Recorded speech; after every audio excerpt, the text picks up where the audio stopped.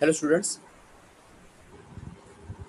आज आपण या दुसऱ्या कॉम्प्लेक्स नंबरच्या बेसिक्समध्ये दुसऱ्या व्हिडिओमध्ये आपण काही बेसिक्स म्हणजे कॉम्प्लेक्स नंबरशी रिलेटेड काही गोष्टी डिस्कस करणार आहोत.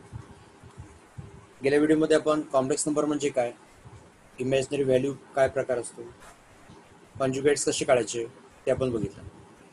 आजच्या आपल्या या व्हिडिओमध्ये आपण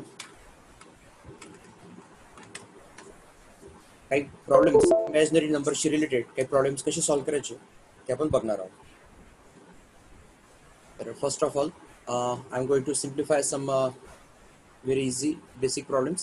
Root of minus 16 plus 3 root of minus 25 minus root of minus 625 याला आपल्याला सॉल्व्ह करायचं. तर तुम्हाला माहिती आहे 16चा स्क्वेअर रूट 4, बट निगेटिव्ह नंबरचा रूट आहे म्हणून आय 3 इंटू ओके 3 मल्टिप्लाय 25चा स्क्वेअर रूट 5, बट निगेटिव्ह नंबरचा रूट आहे म्हणून आय मायनस 625चा स्क्वेअर रूट 25, परंतु निगेटिव्ह नंबर आहे म्हणून i. Okay, i for imaginary number. 4i plus 3 5 is 15i minus 25i. So let's solve this. What will happen? 15 plus 4 19, 19i minus 25i. What does it become?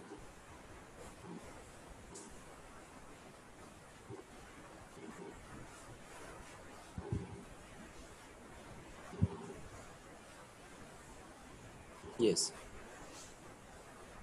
you can see here it becomes minus of, so 25 minus 19, that is 6i. Okay, that is the answer. I'm going to consider another example. 4 root of minus 4 plus 5 root of minus 9 minus 3 root of minus 16. Okay, how will you solve this? Yes. 4 is the square root 2, negative number is root I. 9 is the square root 3, negative number is root I. 16 is the square root 4, negative number is I. Okay. 4 2 is 8I plus 15I minus 12I.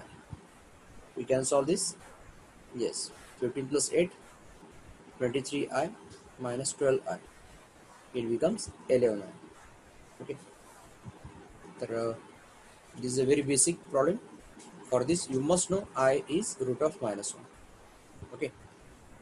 If I am going to ask you square root of minus 100, how will you write it?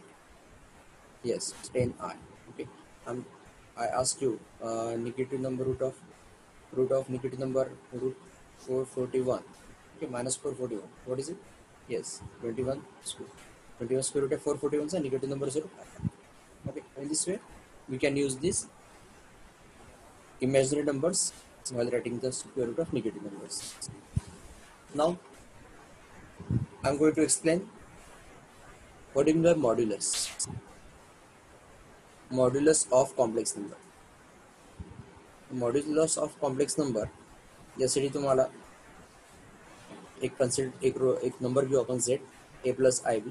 Okay, एला real part म्हणतात, बीला imaginary part. Okay, actually दोन्ही real numbers आहेत real, पण हा real part आहे, हा imaginary part, कारण हा आयचा कोएफिशियंट आहे. पण ॲक्च्युली दोन्ही रिअल नंबर्स आहेत. जर मला याचा मॉड झेड विचारला तर मी काय करणार?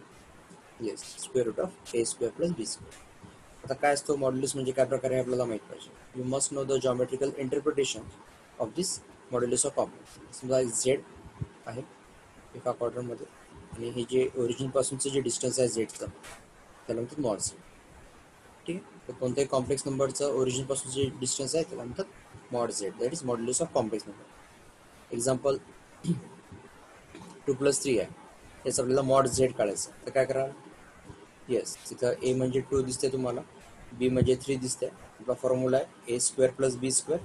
ओके, म्हणजेच काय 2चा स्क्वेअर 3चा स्क्वेअर म्हणजेच काय 4 प्लस 9 म्हणजेच काय रूट 30 युनिट्स.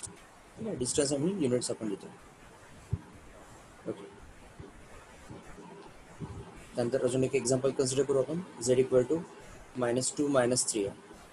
काय कराल? मॉड झेड पहिले तर ए काय दिली आहे -2, बी काय दिली आहे -3.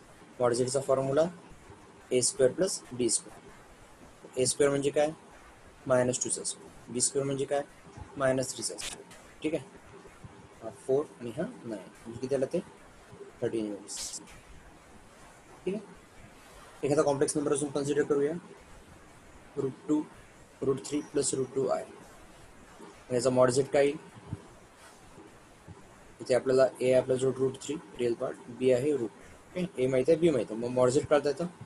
√3चा स्क्वेअर √2चा स्क्वेअर. काय होईल? Square square root cancel 3, square square root cancel 2, शिल्लक करायला 5. ओके, तर याला म्हणतात modulus of complex number. Now next topic we are going to discuss, that is called as amplitude. त्याला दुसरं नाव आहे argument of given complex number. काय प्रकार आहे हे आपण समजून घेऊ. ॲम्प्लिट्यूडला दुसरं नाव आर्ग्युमेंट. नाव ग्राफिकल रिप्रेझेंटेशन बघूया आपण. एक कॉम्प्लेक्स नंबर घेतला आपण झेड, हा ओरिजिन आहे. त्या ओरिजिन पासूनचा आपण डिस्टन्स ओ झेड, त्याला स्मॉल झेड म्हणतो. Let we call this angle theta. या थीटाची व्हॅल्यू फाइंड आउट करणे म्हणजे ॲम्प्लिट्यूड फाइंड आउट करणे.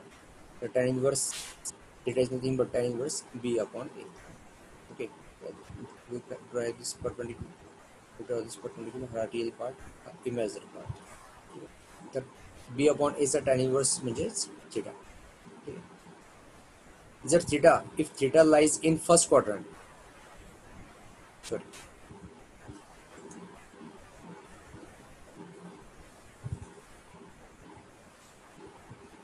समजा माझा एक कॉम्प्लेक्स नंबर आहे a plus i b. Okay, यालाच आपण लिहू शकतो ए बी. ठीक आहे, ए रिअल पार्ट आहे, बी इमॅजिनरी पार्ट आहे. हा जर फर्स्ट क्वाड्रंटमध्ये असेल तर थीटा राहील सर्व सरळ tan inverse B upon A, mod of B upon A. जर Z minus A plus i बी असेल म्हणजे याला लिहू शकतो आपण मायनस ए बी. म्हणजे हा कोणता क्वाड्रंट आहे? हा फर्स्ट क्वाड्रंट होता, हा सेकंड क्वाड्रंट. सेकंड क्वाड्रंटमध्ये जर आपला नंबर असेल तर थीटा काय घ्याल?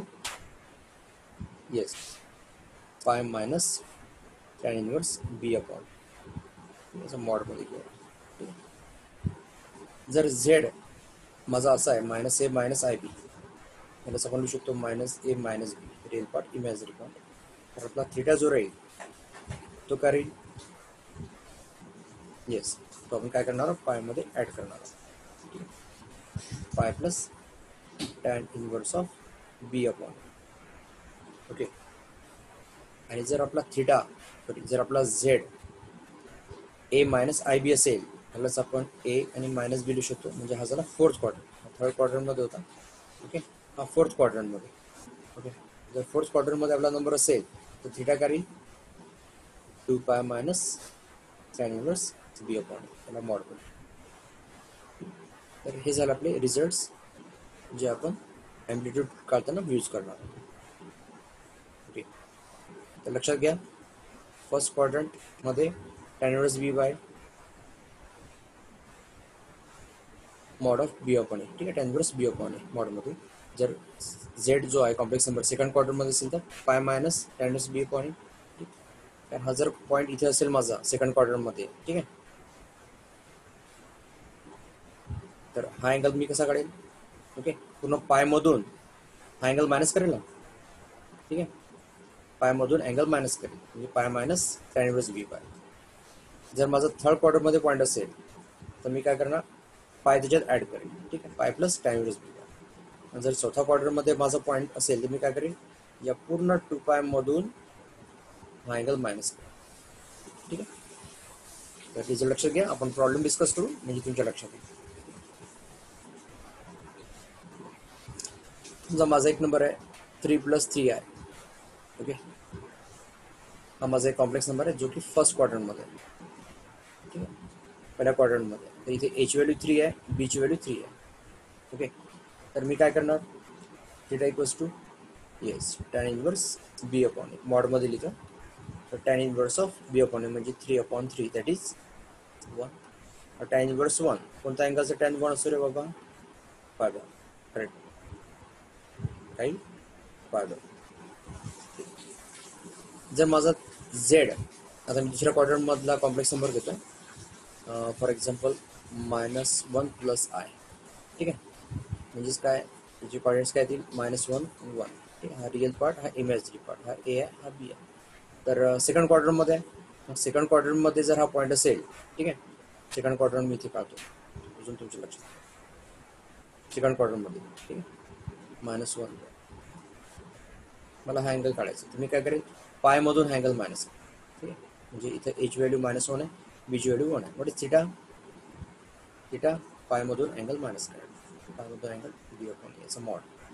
मग काही pi minus tan inverse of B upon A, B किती आहे मायनस, काही मग याचा मॉड. ओके, मॉडमध्ये निगेटिव्ह व्हॅल्यू पॉझिटिव्ह घ्यायची, ठीक आहे. Pi minus tan inverse 1 is pi by. हा काय झाला, मग क्रॉस मल्टिप्लिकेशन करा, 4 पायमधून 1 पाय केला 3 पाय बाय, ठीक आहे. डिझर्व थिटा. जर अँगल सेकंड क्वाड्रंटमध्ये असेल तर पाय मायनस टॅन इनवर्स बी अपॉन ए, बी अपॉन ए मॉडमध्ये घ्यायचं. ओके, मी थर्ड नंबर घेतो, z equals to for example -2 आहे. कोणता क्वाड्रंट आहे, थर्ड क्वाड्रंट, ठीक आहे. थर्ड क्वाड्रंटमध्ये आपला पॉईंट आहे, इथे येतो, ठीक आहे. -2 मला हा अँगल काढायचा. तर मी काय करेन, पायमध्ये हा अँगल ॲड करेन, ठीक आहे. एवढंच थिटा इक्वल्स टू पाय प्लस टॅन इनवर्स बी अपॉन मॉडमध्ये लिहू. पाय प्लस टॅन, पाय म्हणजे 180 डिग्री, हां लक्षात घ्या. खूप वेळचं मी पाय करतोय, पण पाय इज 180 डिग्री. तर टॅन इनवर्स ऑफ बी किती आहे -2, ए किती आहे -2, सॉरी मॉडमध्ये आहे, मी मॉडमध्ये लिहितो. 2 कॅन्सल, मायनस मायनस प्लस, म्हणजे काय झालं ते पाय प्लस टॅन इनवर्स ऑफ 1. तर pi plus tan inverse 1, tan inverse 1 is pi by 4, म्हणजे किती येते 5 पाय बाय. ओके, याला म्हणतात ॲम्प्लिट्यूड. आणि त्यानंतर आहे Z equals to for example मी इथे लिहितो आहे 1 मायनस आय, ठीक आहे. ते ए रिअल पार्ट आहे 1, बी इज -1, ठीक आहे. तर फोर्थ क्वाड्रंट आहे, ठीक आहे. हा पॉईंट फोर्थ क्वाड्रंटमध्ये, मग फोर्थ क्वाड्रंटमध्ये असेल तर त्याचं ग्राफिकल रिप्रेझेंटेशन कसं राहील.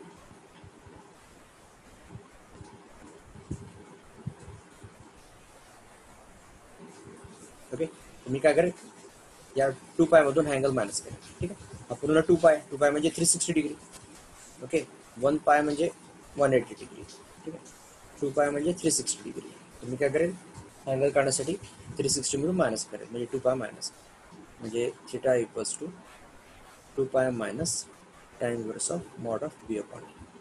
याला सॉल्व करू, 2 pi minus tan inverse B upon A, म्हणजे tan inverse of B A -1 2 pi minus tan inverse of mod 1 is mod 1, ठीक आहे. मायनसचा प्लस होईल मॉडमध्ये, लक्षात घ्या.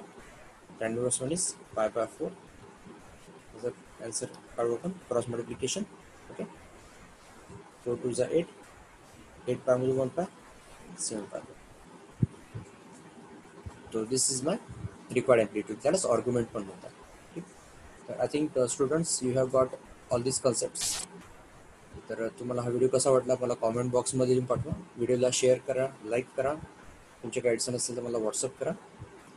या संदर्भात अजून काही बेसिक व्हिडिओ आहे कॉम्प्लेक्स नंबरशी रिलेटेड, तो आपण तिसऱ्या व्हिडिओमध्ये डिस्कस करणार आहोत. Okay then, have a nice day.